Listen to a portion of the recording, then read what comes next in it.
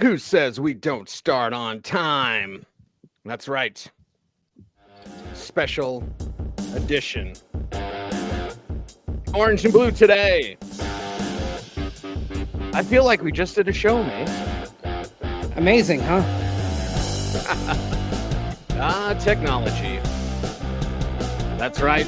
We're going through the Denver Broncos 2024 schedule on tonight's special edition live Orange and Blue today.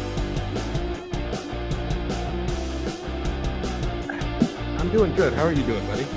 I'm doing all right.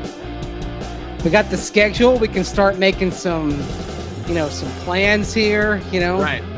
That's sort of the thing is the schedule release matters because you feel like life is kind of on hold planning stuff until you actually get it. Right. So that's the thing. Now it's like, okay, can start putting things together. I know what my fall is going to look like. And we also now can start getting a sense of,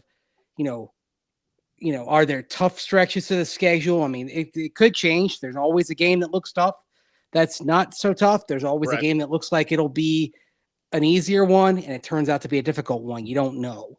Don't know what that's going to be like. But yeah, we can kind of dive in. And I'll tell you, Cecil, I think there are some interesting aspects to this, including the fact that week one game, where we can start right there, that week one contest may not be the best environment for a rookie quarterback to make his debut. Right. Do you start Bo Nix when you're on the road at now Lumen Field? It's been that for a while. Against the Seattle Seahawks, against the 12th man, the loudest stadium in the nation. Week one, Broncos at Seattle, not the Steelers matchup. We'll get to that in a little bit, Mace. But this one, the very first thing I thought was like, Bo Nix is either going to get tested, or this may lean the coaching staff to say, you know what, maybe we start the kid at home. Yeah, and the thing is, it would look really odd to do it in week two. And that's another thing. So this may make the ease him in idea that I've discussed, that I know you've thought about as well. This may make it a more cromulent idea, giving Bo Nix a possession in each half in Seattle rather than, sensible bites rather than eating the whole meal at once. That may be a wiser play here. You've got a hostile environment. You have a new head coach in Mike Macdonald, the defensive-minded head coach coming over from Baltimore. And Seattle's defense was very un-Seahawk-like at times last year, really looking to come in and put an imprint. I don't think this is going to be a game plan where Mike Macdonald tries to ease into things.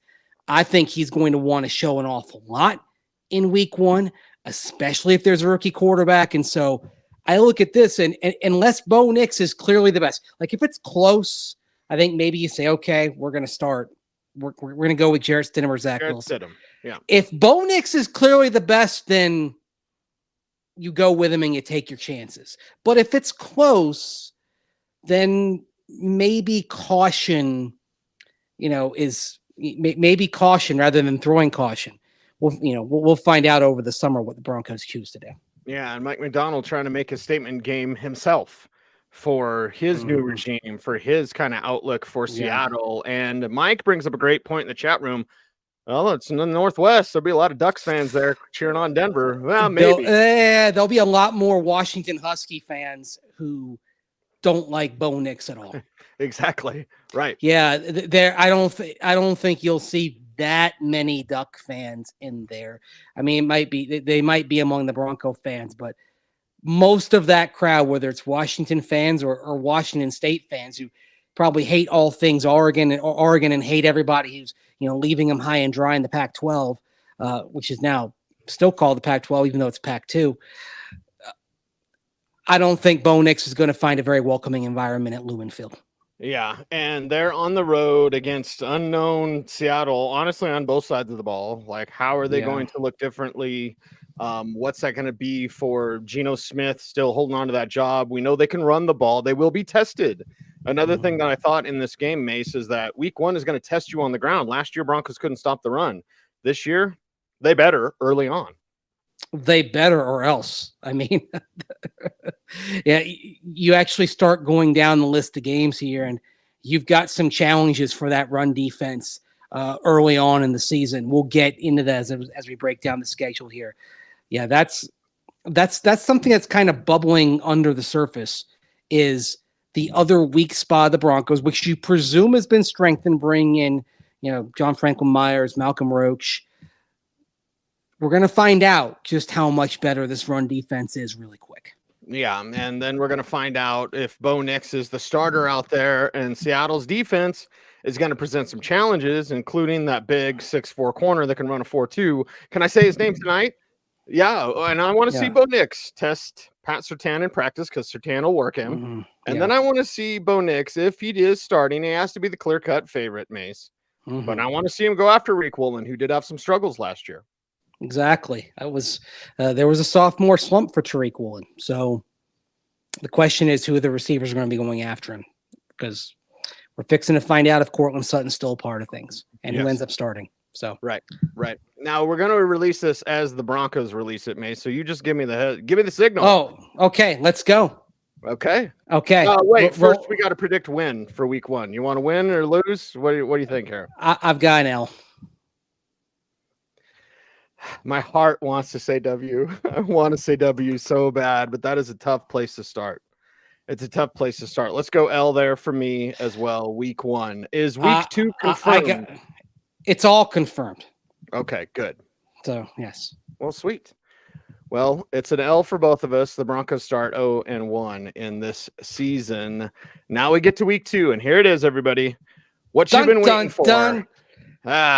Empower Field at Mile High. Russell Wilson returns, but will he be starting, Mace? I still believe Justin Fields could beat him out and be the starter in week 1. I do not feel Russell Wilson is a guarantee to be the starter in week 1 and certainly in week 2.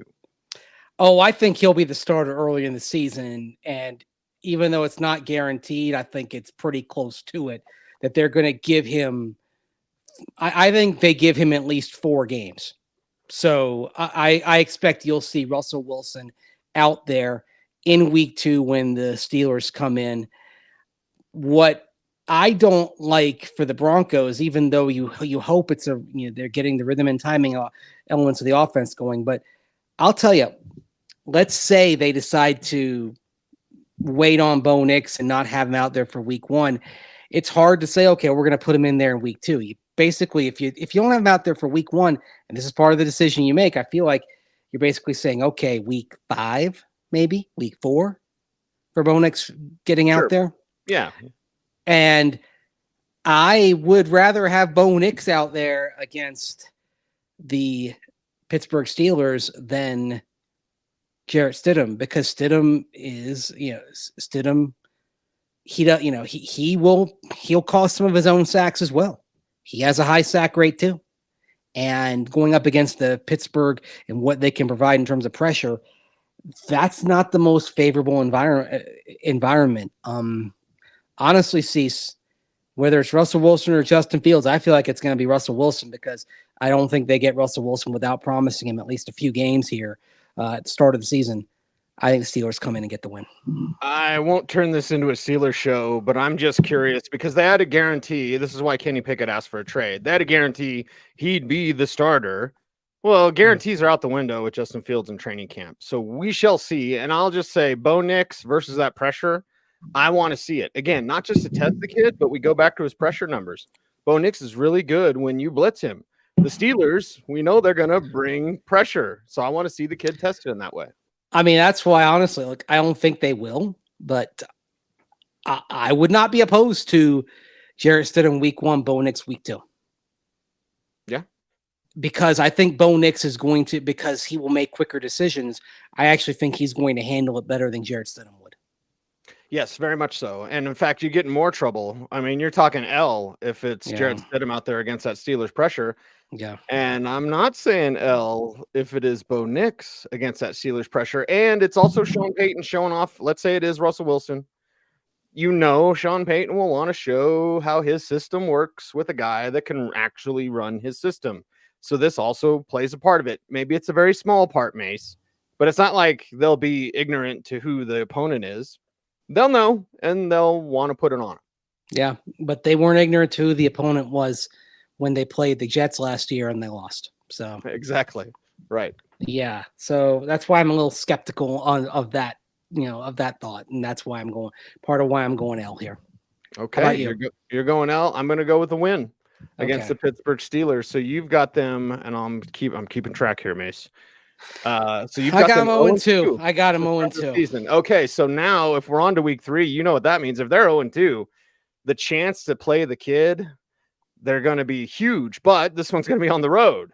Broncos, Buccaneers, week 3, and the Buccaneers basically bringing everybody back, drafting more talent. And with Baker Mayfield, that's a tough team to play.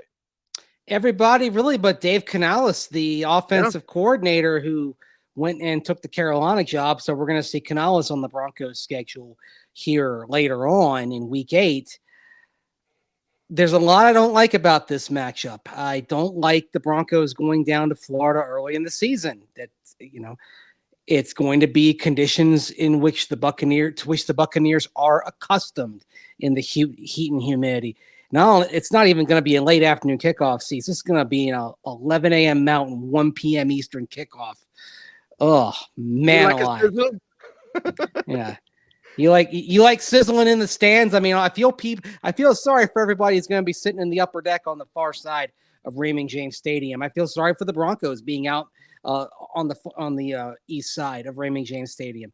That's going to be an uncomfortable environment. I think the question is, what Buccaneers team do you get? Because remember last year they went 1-6 over a 7-game stretch. Looked awful, but then they put it back together, go 5-1. Down the stretch, make the playoffs, throttle the Eagles, come within an eyelash of winning in Detroit in the divisional round. Which Buccaneer team do you get? I think you're going to get the better Bucs team, and I don't like that for the Broncos. Well, momentum, we've talked about it on this show before. You can carry the momentum from the end of the season over to the next season, and I feel that Tampa, very comfortable with Baker, they will carry that momentum. Tough place to play, East Coast, early season. There's a lot going against the Broncos in this game here. Then the Broncos, they have won their last couple of trips to Tampa playing early season in the heat in 04 and 16. So it's not like they can't do it, but those Broncos teams in 04 and 16 had a talent advantage. The Bucs are the more talented team in this game, top to bottom. I'm going with a better roster here. I'm going with Tampa Bay to win this game and drop the Broncos to 0-3, unfortunately, because because you know what, if I'm sitting 0-3, and I when I had that, I thought to myself, oh my gosh, people are going to be flipping out if they're 0-3. But it gets better. It gets better as we go through the schedule. But yeah, when I saw this, and then just now I saw the kickoff time, 1 p.m. Eastern. Not good. Not good. Yeah. I was really, for the Broncos' sake, hoping that was going to be a 4:25 Eastern kickoff, even though it comes with the risk of thunderstorms, as we saw back in 2016 that delayed the game. And Paxton Lynch's first appearance as a Bronco coming off the bench. But yeah, this is a tough ask to go down to Tampa and get a win in those conditions. It's not great, Bob. I've got them with an L as well. So I've got the Broncos at 1-2. You have them at 0-3. Now we need to establish, as it gets better, Mace. Yes. Is Bo Nix starting? Because if they're 0-3, brother, I mean, the chance, calls, it's going to be all about Bo Nix getting him out there. If it hasn't happened before, it's happening week 4. Now, here's an interesting thing. The Broncos, they have their 4 trips to the Eastern time zone. 2 of them are back-to-back here. Tampa Bay, followed by seeing that guy, Nathaniel Hackett, again in the New York Jets at MetLife Stadium. So here's the deal. They are, in all likelihood, every indication that they may be staying on the East Coast that week between Tampa Bay and the Jets game. Could be training somewhere in Florida. Could be going up to the Greenbrier in West Virginia, which is where Sean Payton and the Saints did have some training camps. But if they're 0-3, I'm looking at this and thinking, here's a good chance for a reset. You get away from Denver, and if they haven't started Bo Nix by now, Bo Nix becomes a starter. Yes, you're going on the road against a pretty tough Jets defense. That's not the environment of Seattle by any stretch of the imagination. Cease, I have the Broncos getting their first win of 2024 in the Meadowlands against the Jets. Winning for the Denver Broncos with Bo Nix. It's got to be him at this point, based on how this schedule starts.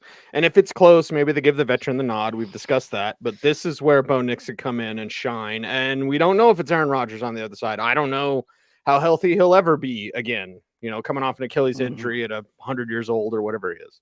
It's him or Tyrod Taylor, because they did bring in Tyrod as a free agent, which is, basically was the sign they were moving on from Zach Wilson. And, Zach Wilson's now in Denver. So, but I think after last year, what happened in that game, you could argue for different reasons, it was a season low point, whether it was the Miami game or the Jets game, kind of think depends on your perspective.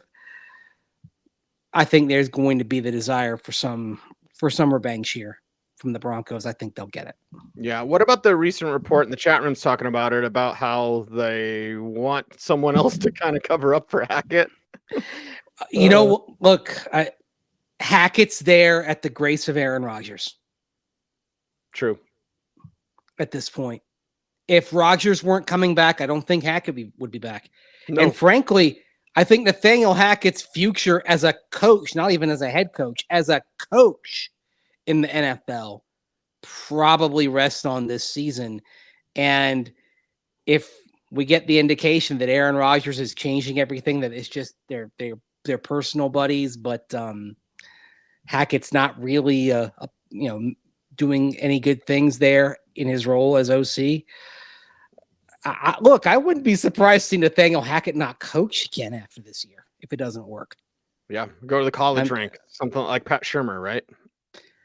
Has Adam Gase coached since being the Jets head coach? I mean, I think he's done some volunteer high school stuff, but other than that, Gase has kind of vanished off the face of the earth from a football perspective. He got some head coach money though. Hackett got a little bit of head coach money. Well, what was it? It was a 4-year contract from the Broncos. Something like that, yeah. I mean, if you're smart with that, you can make that thing go a long way. Yes, you can. Well, so you've got the Broncos at 1-3. I've got the Broncos with a win here against the Jets, of course. 2-2.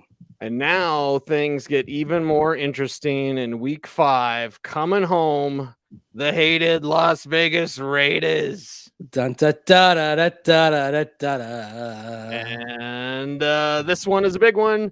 Divisional matchup, the first one of the year. It's back at home. We're assuming Bo Nix is clearly starting now, even if he doesn't start the first 4 games. Week 5 is when he's going to start. I have him starting the whole year, but whatever. Let's just play some games here. This is a big test, and their offense has those questions, but their defense, Max Crosby chasing you around. Yeah, but you're back home. You're facing the Raiders. Frankly, and I'm going to have a piece on the schedule at denversports.com after this show. I think the Raiders made the right move in the wrong year. And what I mean is the right move to retain their interim head coach, but they did it in the wrong year. They should have done it with Rich Bisaccia coming off of making the playoffs in 21. Yes. I think they did a lot of damage to their long-term outlook by not sticking with Bisaccia and going with Josh McDaniels. I'm not sure that I get why they did it. Okay, you learn the lesson, but I look at the moves this offseason. They bring in Gardner Minshew to compete with Aiden O'Connell. I feel like I look at the Raiders and I see a team that at best is treading water. Whereas I think the Broncos, even though you get worse in terms of experience with Russell Wilson, you get worse in losing Justin Simmons. I think long-term in Bo Nix, you get better because you have someone who's more of a schematic fit. And even you hate losing Simmons, but I think the Broncos will be better defending the run, as we discussed earlier on. That they're going to be challenged. They're going to be challenged in week 1. They're going to be challenged by the Jets in week 4, for example. I like the Broncos to stop their streak against the Raiders and get the win here. It's weird because the Raiders, the Minshew move aside, I mean, you move on from Josh Jacobs. So here comes Samir White. We know he can be very effective. Alexander Madison's not real good anymore. So it's like, okay. And then they have Brock Bowers. All right. So that'll be interesting. Can the Broncos stop a tight end like him, at least slow him down? So there's some question marks here, but certainly this seems like a very winnable game. Mace, you have the Broncos with a win, and so do I. I have them at 3-2. You have them at 2-3. Pretty even right now, getting on to week 6 in the National Football League. And what do we have next but another divisional game? This time it is the Los Angeles Chargers. This time it is Jim Harbaugh. This one is at home, though. So a Duck showdown. I'm sure that'll be brought up 100,000 times during the week. It is Justin Herbert versus Bo Nix. Duck versus Duck. So you hope there aren't a lot of ducks being thrown in this game. All right. I mean, you went there. You did it. Oh, come on. It was right there. You kind of had to. I like it. It's Herbert versus Nix. And for me, Mace, when I saw the schedule, I was like, Sean Payton's chance to show up Jim Harbaugh. And vice versa, by the way. What do you mean? Like, why would he need to show up Jim Harbaugh, though? I'm curious. Jim Harbaugh is going to have a lot to say. Jim Harbaugh is going to tear up this league, and he's going to be, very vociferous. I'm sure he's going to use his style. They'll try to plug up. I don't know what that means for Justin Herbert, but they're going to try to run the hell out of the ball. Mm-hmm. So the Broncos will be tested. And, I'm sure Sean Payton loves the challenge of having to coach against a guy like Jim Harbaugh. Yeah. I think so. I think probably more of an impact on this game is going to be the Chargers' offensive line. It's, that's obviously where Jim Harbaugh targeted their first round pick. It's already pretty good. You could see with what they have, they may well have the best set of tackles in the league and very soon. So what are you going to be able to accomplish in terms of pass rush? And then also just you have somebody like Jim Harbaugh who has a history of making pretty quick impacts in his turnarounds. Like Stanford, arguably the worst program in a Power 5 conference at the time. Didn't take him long to get them going, although I think that first year they were 4-8. The University of San Diego, same thing. And then, of course, San Francisco's 49ers. When Jim Harbaugh got to the 49ers, they'd had 8 straight losing seasons. They immediately went to the NFC Championship game. I don't know if the Chargers go that far. It's considerably more daunting in the AFC now than it was in the NFC back in 2011. But they're going to be better. That being said, I give you all those reasons. The Broncos seem to always find a way to get something done against the Chargers. I think the Broncos take this game. Yeah, and do the Chargers continue choking, like as a franchise? I think that's where Harbaugh stops that sort of thing. So, we'll see as their season goes on. And we're not doing the Chargers schedule, but I'm curious as to where they're at this point in week 6. So I have the Broncos with the win, 3 wins in a row for me. And you've got them with the win here as well, correct? I do. And so I have them with 3-3. I have them with 3 wins in a row. You got them at 4-2. See? Yep. But I've got it getting better, though. It does get better.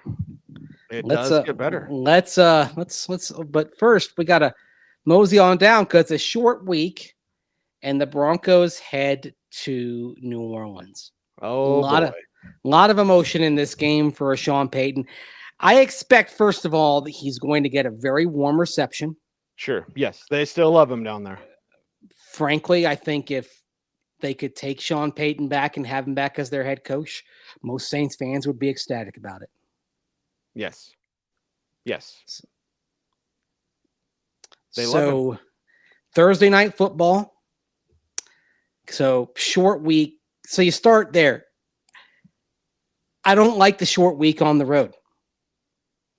And historically, that's tough. And oh, by the way, not a short trip. Last year, Broncos Thursday night football, hop, skip, and a jump to Kansas City. New Orleans, what? That's about that's about what? About 2 hour and 15-minute flight.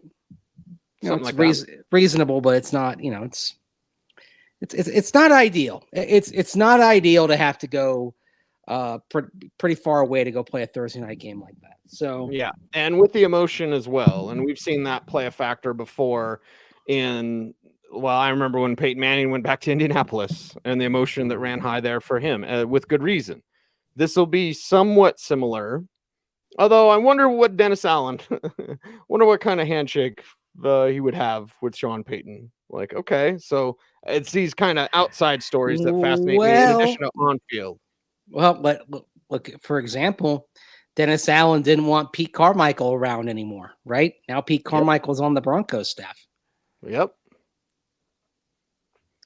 I've actually got the Broncos winning this one in spite of short week travel. Right. And the other thing also, yeah, there'll be emotion. I think it's different for the emotion as a coach compared to the emotion as a player. I think it's going to have less of an impact. So I think Sean Payton goes down there and gets a dub in his return to New Orleans. So I got 4 in a row. You've got 4 and 3. I've got the Broncos with the win. I've got them at 5 and 2. Oh God. There's momentum here. Yeah, you are Mr. We're Optimistic. 1 game off. We're 1 game off. How are you, my Mr. Optimistic? You have the Steelers winning with Russell Wilson. For the love of God, they're not going to win with Russell Wilson. Don't call me Mr. Optimistic. I'm not. They're not undefeated. And by the way, there is a rough patch coming up. There's like a month here they won't win a game. Yeah. Spoiler alert. Yes. Yeah. I'm Mr. Realistic today, mate. Okay. All right. I mean, well, how's that dynasty coming together that you spoke about? Hey, I believe in Walton Penner Group. I do. You know? The dynasty delayed because hey, it's ownership is great, and I think the Broncos have the ownership to succeed. Yeah, no, you do as well. Yep. But it does come down to the players. I mean, you can be good ownership, and if you don't have it at quarterback, doesn't matter. But you can have shaky ownership, and a quarterback can cover up an awful lot. I mean, look at the NFLPA survey regarding Clark Hunt in Kansas City. Right. If they go on winning Super Bowls. Yep. And Clark Hunt does not appear to be very well thought of by Chiefs players. But it doesn't matter because they got Patrick Mahomes. And they got a dynasty. Andy Reid. Yeah. Yep. Yeah, it's that combination. The quarterback is a great quarterback is the greatest deodorant of all. Ask Peyton Manning. But because the streak continues, Mace, I'm just going to predict it for both of us because it's Panthers and it's at home, and Lord knows what's that going to look like, except good, nay, great for the Denver Broncos. So, this one's pretty easy for me to predict. By the way, I hope that the Panthers wear that uniform combination. I kind of dig the white jerseys, blue breeches. Breeches is a word that isn't used enough. Yeah, and I use breeches in honor of the long time now retired Carolina Panthers play-by-play broadcaster Mick Mixon, who that's what he would say when he would talk about the uniforms and set the scene as the game started. You know, it's like the Panthers got the black jerseys and the silver breeches on today. Hitch up your breeches and go play.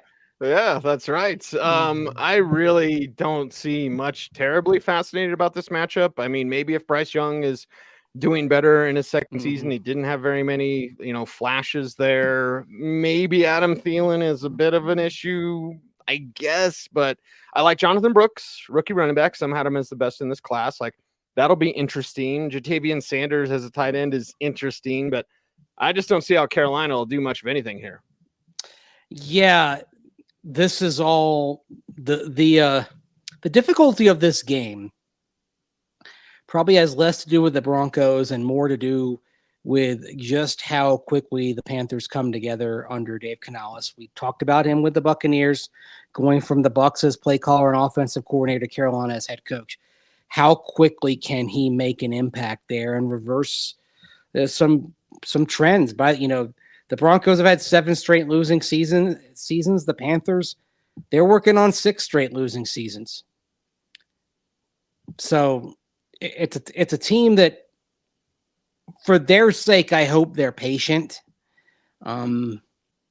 There are going to be some bumpy days. I think this will be a bumpy day for Carolina, though. The Broncos will come in feeling good. I mean, so you're going to have them winning, right? So you're going to have them at 6-2.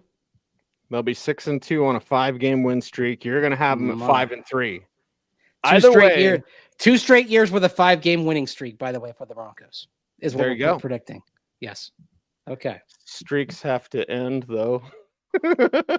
Okay. I said this to Cecil before the show. Mm-hmm. We're going to be thinking about the Guns N' Roses song November Rain.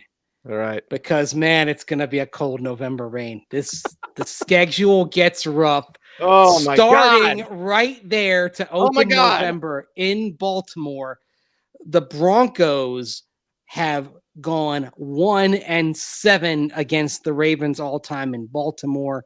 It's an environment that has brought some good Broncos teams to their knees. I don't yet think this Broncos team is good, although I do have them at 5-3 and heading in the right direction. I think this is where the winning streak ends and ends with a thud. Yeah, this one's going to be tough. Ravens always that way. And defensively, what will I be saying on the postgame show, Mace, about this Broncos defense? Well, what could I possibly be saying about this Broncos defensive coordinator after Lamar Jackson works him? Yeah, and also something that was discussed last weekend, talking about the new kickoff rules. If the kickoffs result in better field position on average, you're going to see more scoring in games. If all of a sudden your average drive start moves by 4 or 5 yards, not just because you may get some kickoff returns for touchdowns, but if you're setting up at the 35-yard line on a regular basis instead of the 25-yard line, that's going to have an impact on the scoreboard. Between that and some issues, there are some concerns. I'm concerned about safety without Justin Simmons. I'm still concerned about the ability to generate enough pressure off the edge. I do think they're going to be better against the run, but yeah, the Broncos might have some shootouts like coming up. And in fact, actually, as you look at the back half of the schedule, there are a few games in particular, Cease, that I think have definite shootout potential, where the Broncos may score 30 points and lose. Yeah, right. Yeah, it could be that sort of game. This one against Baltimore, I won't belabor it too much, but this is a type of game where they could shut them out. Where the Ravens could shut out the Broncos. Like, it could be that ugly. Remember what happened when Detroit, feeling its oats, went up to Baltimore last year and got absolutely stomped? Clown hammered. Yeah. Now with more Derrick Henry. Yeah. That's trouble, Matt. This one could be bad. Well, even if the Broncos come in on a 5-game winning streak, I think this one could be bad. Yeah, you get your confidence built up, which is good for a real young team. But there's tiers in the NFL. Baltimore is a tier 1 team. And even if Denver is, I've got them as 6-2 entering this game. I've got them winning 5 games in a row. Okay, there's momentum there, but they're not on the tier that Baltimore is. You can be the biggest Broncos fan in the world, and you can understand Baltimore is just a better team. And this one will show you. So I kind of like it as a litmus test or a measuring stick of like, okay, there's the creme de la creme in the NFL. And then there's you. There's a difference.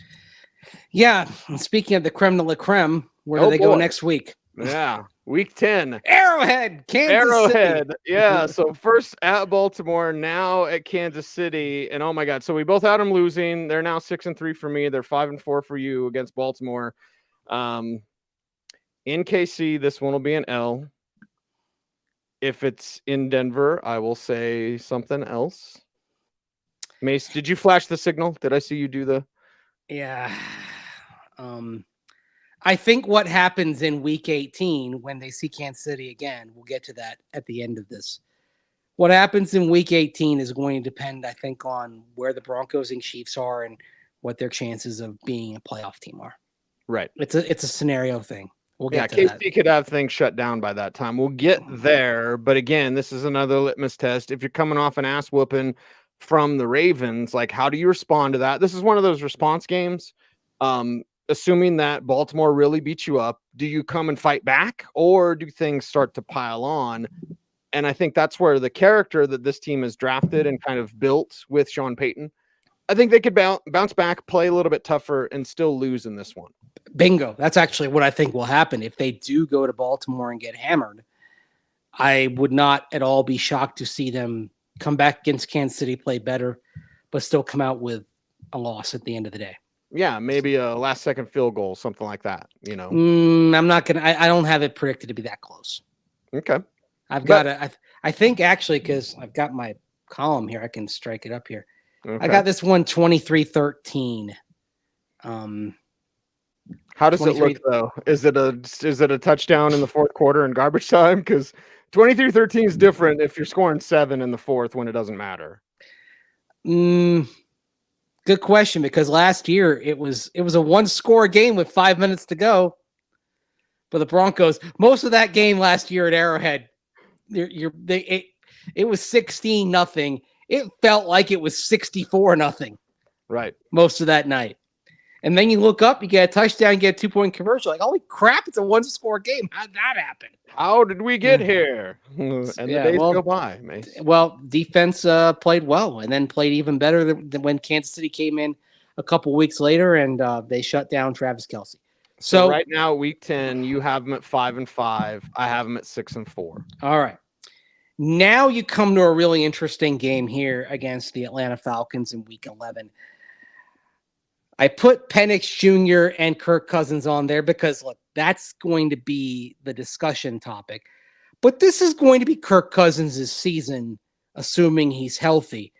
And while you do wonder if he's going to be all the way back from that Achilles injury at this stage in his career, of course, going into year 13, this is a scheme. It's the Shanahan-McVay offense, Zach Robinson, someone you really like calling the plays. Chatfield Chargers, baby. Yeah.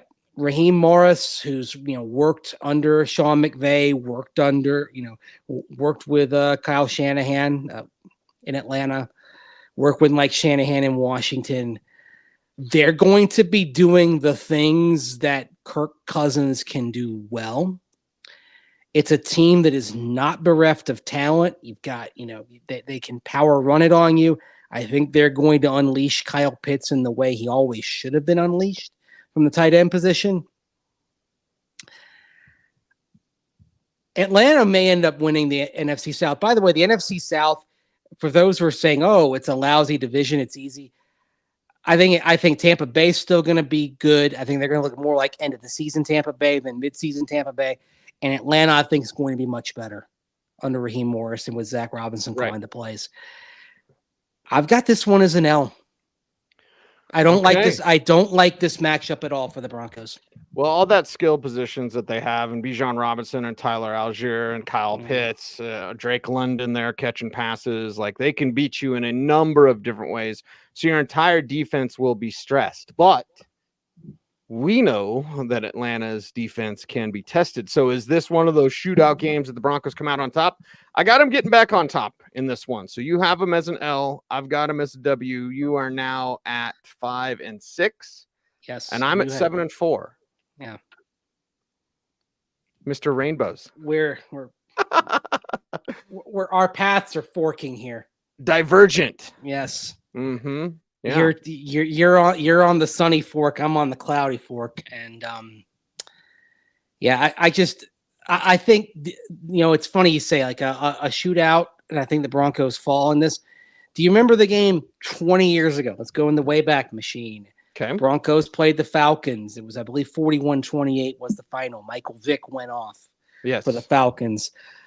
I could see us, obviously not the same type of quarterback with Kirk Cousins, but a similar type of game in which the Broncos are basically struggling to catch up. And again, we could be talking about some real questions about the defense here if they're getting punked week after week at midseason. So, yeah, I don't like this November so far at all. Like I said, I've got 3 losses to open the month. I've got 2, so I guess I'll just keep on walking. in the cold November rain. See what I did there? Let's go on. And then back. But never mind the darkness. We still can find a way. Can the Broncos find a way when they go out to Las Vegas? We need all of those lyrics made into Broncos, made into a Broncos song. So now week 12, can they get it right? This one's in Vegas, which, there'll be a lot of Broncos fans there. We know that. That hasn't helped. Broncos are 0 for Vegas. But you and I both had them beating the Raiders earlier this year. Yeah. So at home, they beat the Raiders. On the road, is it a home and home split? And we've discussed the Raiders about how, they're just question marks offensively. Is it a different quarterback now? Did you face Gardner Minshew the first time around and then he's benched and now it's Aiden O'Connell, or vice versa? Like, there's some things. The Raiders, you play them twice. You're going to play them in week 5 and then in week 12. But they could look like totally different teams based on who's at quarterback, and have they figured anything out by that point? Yeah, that's a real question. This, man, it's a coin flip game. You know what? I'm gonna have the Broncos getting the sweep here. They finally they stopped the streak against the Raiders, and then they stopped the Las Vegas streak against the Raiders too. They're like 0 for Vegas. Nothing but snake eyes so far. I think it's a little bit different this time. They get the sweep and they teach the Raiders a lesson. So now you've got them at 6-6. I've got them at 8-4. We're not that far apart, Mace. It may seem like it, but we're not. And in fact, we might end with the same exact record. I've guessed your record already. I've looked. I've studied. Yes. Okay. The Atlanta game was one where I thought we would have a divergence. Okay. I was like, Atlanta, and because Atlanta is really, it's tough to predict. The Raiders won. We got them both sweeping. And this one, I think, Mace, could be interesting as well. The Browns came into Denver last year. The Broncos took the measure of them. Of course, that was a game where they started P.J. Walker. They started Dorian Thompson-Robinson, yeah. And then P.J. Walker came in.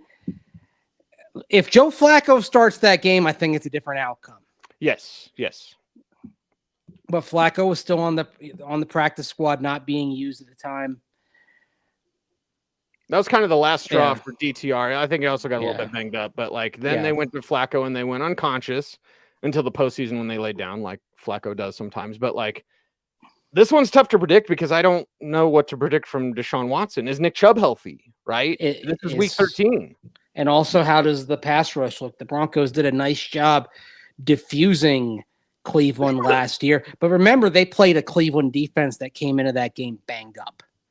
Browns defense was terrific for most of last year, but wore down the stretch when injuries caught up. And this is really where it really started to catch up with them when they came to Denver. So maybe a little bit better injury luck for Cleveland coming in here. I think Cleveland gets the win. Okay. So you've got them Broncos with an L. I also have them with an L. So you have them at 6-7. I have them at 8-5. Mm-hmm. And we continue on to perhaps my favorite slide of the entire show. Late bye week. So first thing I thought of when I saw this schedule is late bye week, which for this team, I don't know if I necessarily like. I'm more towards the middle, not the play sit on the fence guy, but I kind of like middle of the year bye. End of year bye for a young team. It's time to regroup. You've got them with a win and a loss here, but then you've got that 3-game losing streak in November. I do have them breaking that with Atlanta, but it's week 14. What are we talking about? Week 14. We're talking. Well, you've got them 8-5. Yeah, I've got them. You've got them squarely in the playoff chase. I've got them probably on the fringe. And looking ahead at what's left after that, I don't particularly like their chances. It's a little rough towards the end. We'll say that. Yes. So let's start with week 15. Okay. And I'm not sure there is a tougher game to gauge Atlanta right this now. Atlanta. This in Atlanta. Yeah. Because Anthony Richardson, before he suffered his shoulder injury, his last 2 games, including the game when he got hurt, it looked like he was figuring things out. And then he misses the rest of the season. There's a lot of praise for what he's doing right now early in the offseason for Indianapolis. But this is a weird game. The Colts came within an eyelash of the playoffs. They had a chance. They were in a win and beat an in scenario in week 18, and they lost at home to Houston and CJ Stroud. It's a team that this is one of those games where I think people may look at it on the surface and say, oh, that's a game the Broncos should win. But this one might be pretty tough. I'm going to say that the Colts are somewhere in the range of the Broncos. Like, I've got the Broncos at 6-7. I think the Colts are right around there, 7-6, 6-7. And I think the Broncos get this win, but I don't feel especially strong about it because I don't know what Colt team we're going to see. And really, we don't know what Bronco team we're going to see either by this point. Well, and I'll say this about Anthony Richardson. Is it Joe Flacco at this time? And then is it playoff Joe Flacco, which is awful last year? Or is it end of the year Browns unconscious DGAF Joe Flacco, where it's like, okay, that's tougher to deal with. I could make the argument the Colts are better with Joe Flacco. And I love Anthony Richardson. He just doesn't stay healthy. In the games that he played last year, in every game he was banged up. Yeah. Every single game. So this is week 15. Is Anthony Richardson even going to be there? I'm not even supposed to be here, but like Dante and Clerks. Yeah, well, he's supposed to be there. He wants to be there. Will he be there? Part of it is he's going to have to learn to protect himself. Yeah. He's going to have to learn to get out of bounds, slide, learn that discretion is a better part of valor. Yep. When he does, I think he'll be okay.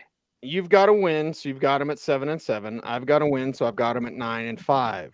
So you've got them with a winning record with 3 games to play. I mean, if you're right, well, let this play out, brother. Let this play out. You have not seen my final record because 9 might be all they get.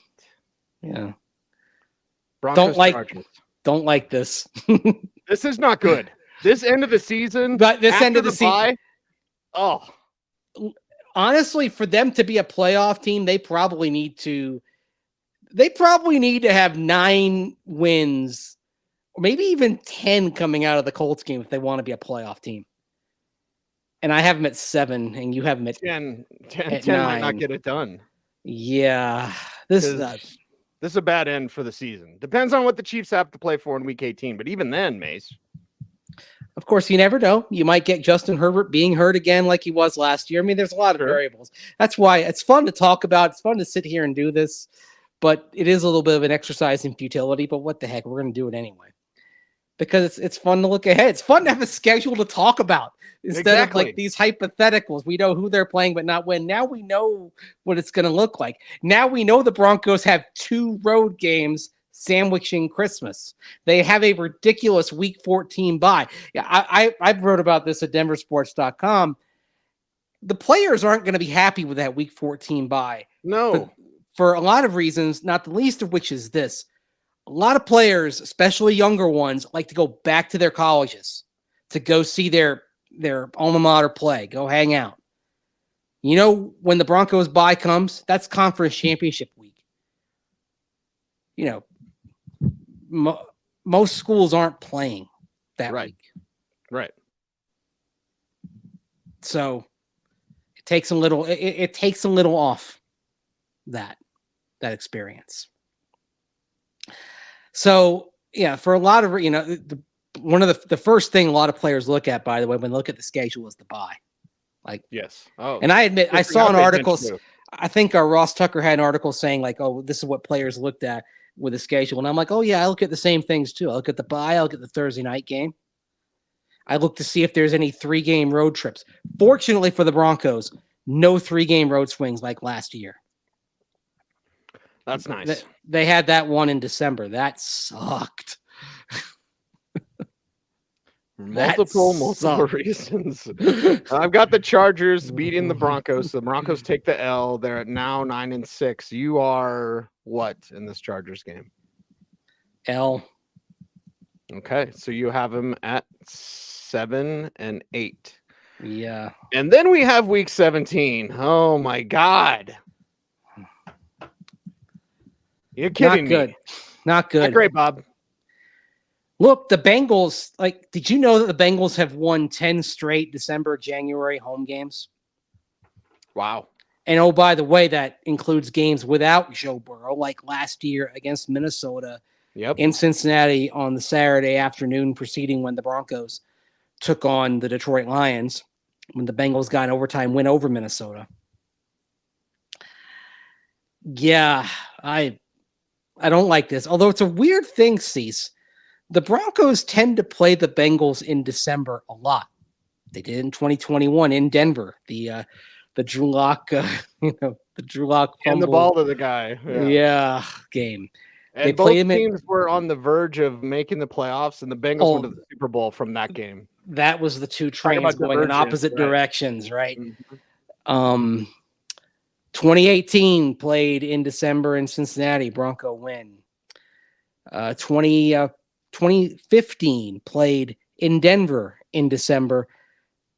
A huge Bronco win that they were trailed 14-0, came back with Brock Osweiler at quarterback. Brandon McManus missed a field goal to win the game in regulation, then got second try in overtime and hit it. And then 2014, a wild game in Cincinnati in December of that year. Broncos end up falling to the Bengals on the road. So for whatever reason, the NFL likes to put these two teams together late in the season. For the Bengals, it's all about Joe Burrow. If Joe Burrow's healthy, this is not only a playoff team, it's a team that should go deep. Yes. And in other words, barring another Joe Burrow injury, this is a team that's going to be playing for a heck of a lot when they play this game late in December. Yeah, that's a team that's on its way to a Super Bowl run. They won't do like Buffalo and just keep handing Kansas City everything. Why can't we beat these guys? Cincinnati will be charged up. They'll be fired up. I've got this as an L, so the Broncos are now 9-7. Mace, what do you have here? I have an L. Okay, so they're at 7-9. I've got 7-9. We are not that far off, brother. We are not that far off. We're not that far off, but you've still got them probably in the playoff race. At 7-9, I've got them coming home and being done, which admittedly has an impact on how I predict this last game at home. It's either going to be on the first Saturday or first Sunday in January against Kansas City. And if the Broncos are playing for something, I'd feel pretty good about their chances. I think the Broncos are going to be playing for nothing but pride. I think they'll make a credible account of themselves, but I expect the Chiefs are going to be playing for something like seeding. Unless the Chiefs have wrapped up where they are in playoff position, I don't like the Broncos' chances I've got now. And that's the thing. And in looking over the schedule, I knew that we'd have a certain few games, Colts games, Falcons game, and then this game. What is it? Like, is Kansas City the number one seed and they're resting everybody? Is Blaine Gabbert still the backup? Like, is this a Blaine Gabbert game? Like, seriously, because that changes my outcome. Mm-hmm. Because I have them on the verge of double-digit wins, which I don't think is preposterous. It's not, I don't have them 12-5, but there's an opportunity if the Chiefs rest their starters. This is a win, but if they don't, this is not a win. I would venture to say if you've got them winning this game at 10-7, I would venture to say you may have them with more wins than anybody else covering this team. Okay. I think you're definitely going to be on the high end. I think I'm towards the high end at 7-10. Really? Yes. I think you're about where everyone's going to be. I guarantee almost everyone's going to predict like 8 wins or 9 wins.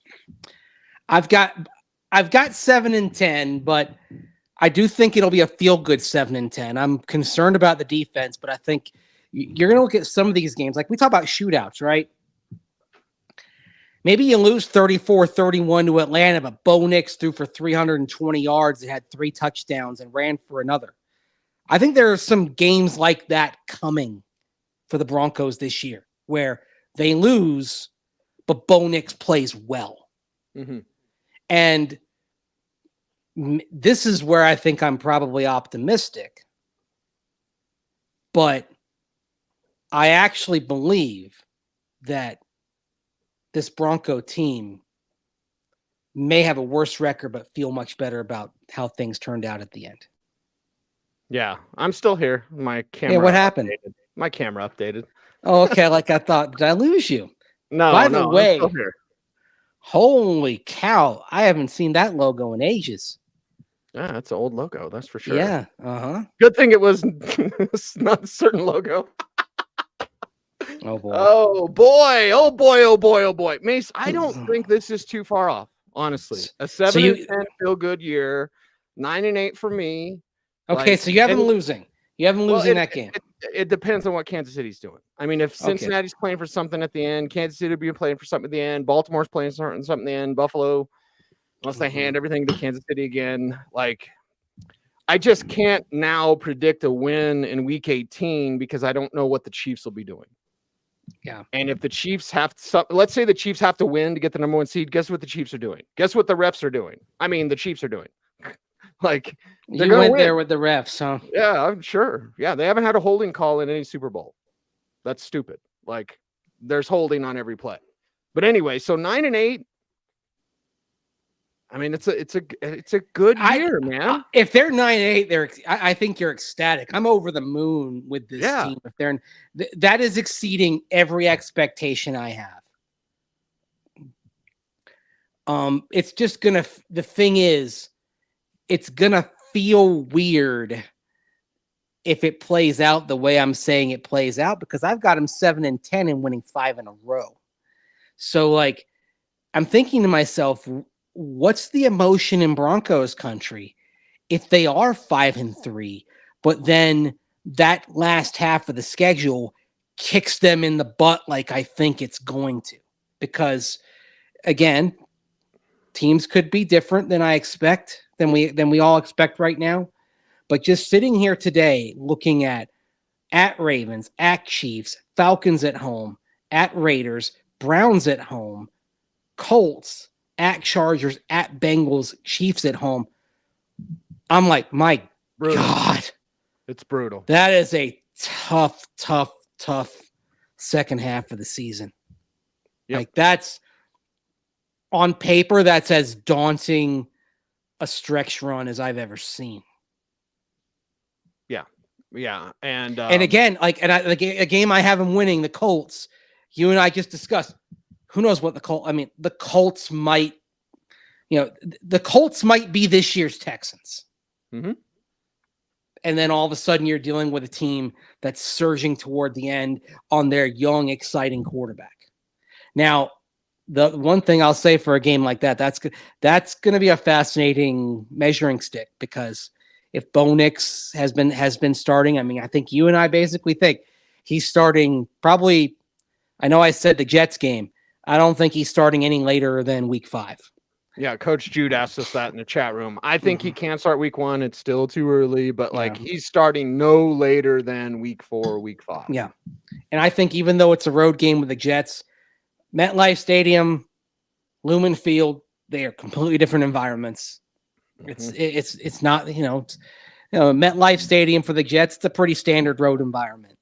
Lumen Field, I mean, basically it's Lumen Field, Arrowhead Stadium, right? And then domes when the team's doing well. Like Ford Field's a really tough place to play right now because the Lions are good and you got to root for keeping the noise in. So yeah, it's not going to be that way at MetLife. It's a road environment in which I expect Bo Nix will be able to operate reasonably well. Yes. And as the season goes on, Mike brings up something I was just going to bring up, because if you have them at 7-10 and it's a feel good 7-10, Bo Nix getting better, Bo Nix getting experience, but the defense just showing that someone will, be the scapegoat. If they're 7-10, Vance Joseph is getting fired. Have I said that before? If they're 7-10, I mean, it's Jim Leonard's your new DC, right? Unless Bo Nix is a bust. We won't know that after a year. No, but just like if he really struggles, like if Bo Nix's rookie season looks like Bryce Young's.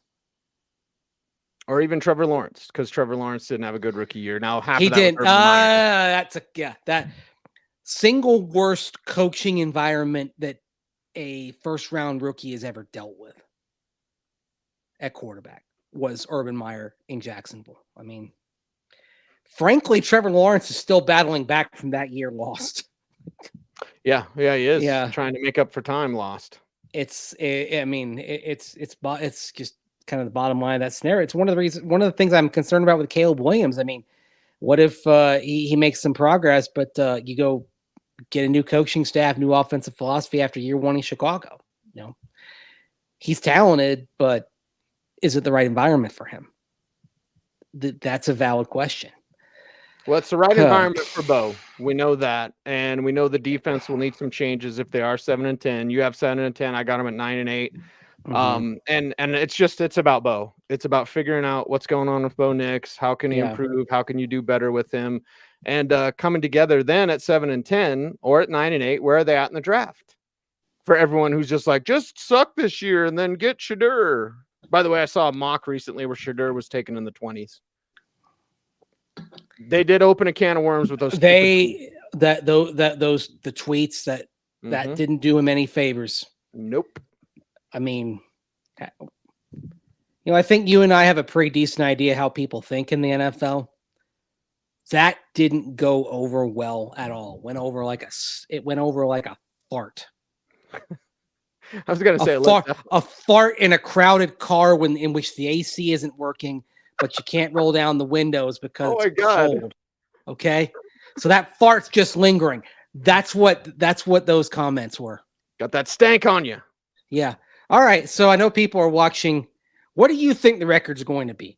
Everyone take your first shot. You say 9-8. Well, I say 7-10. Well, where would they be at in the draft? Like, let's look that up here before we get out of here. If there's comment right now and tell us where you're checking in from as well as we do this live show. If you're 7-10, you're picking right around like 9th or 10th.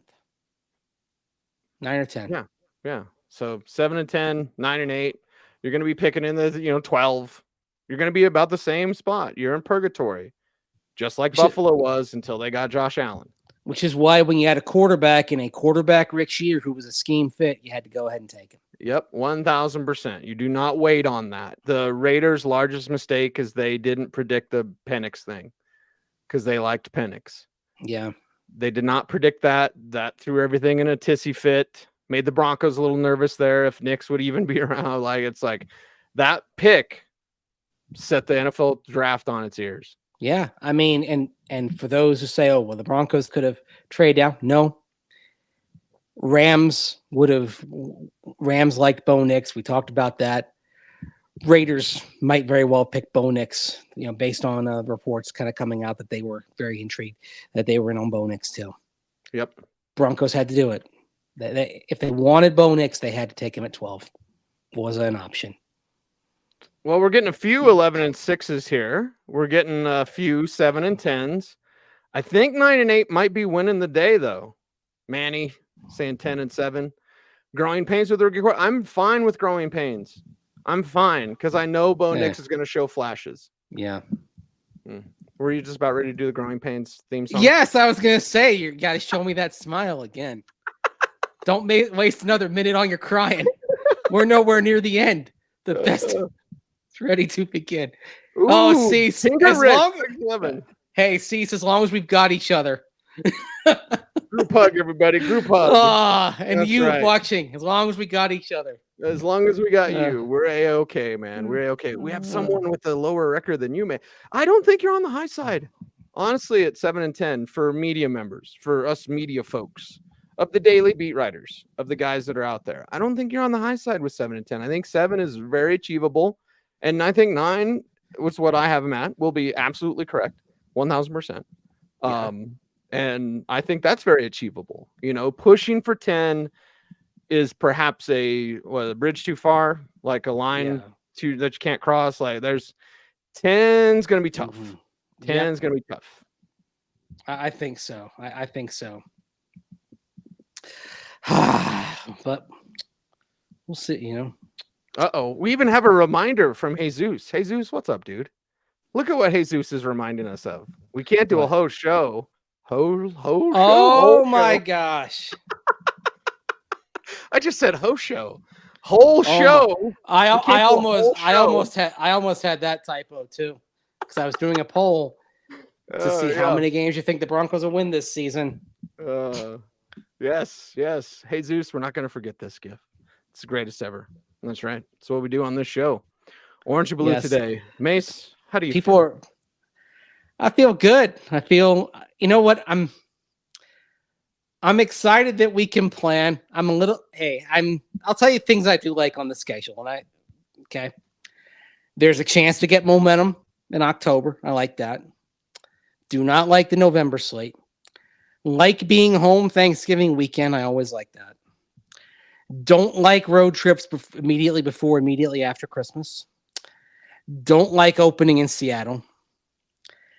Don't really like Tampa in September. I was hoping for that one in November or December.